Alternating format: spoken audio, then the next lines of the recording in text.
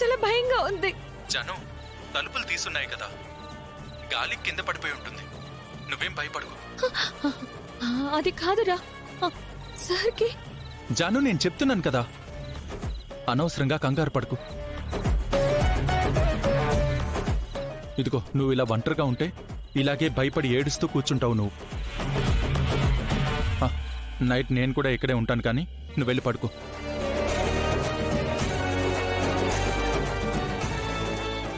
జను, నా మాట విను, వెళ్ళి పడుకో. నేను ఇక్కడే పడుకుంటాను. వెళ్ళు జను, వెళ్ళు, వెళ్ళి పడుకో.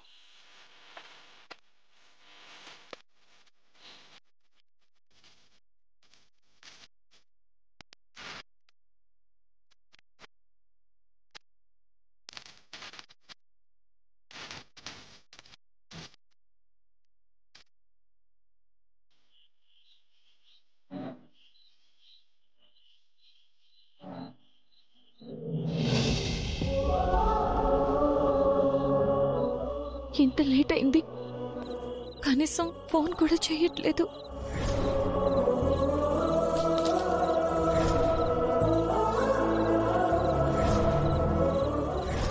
పొద్దున్నుంచి అన్ని అపశకునాలే.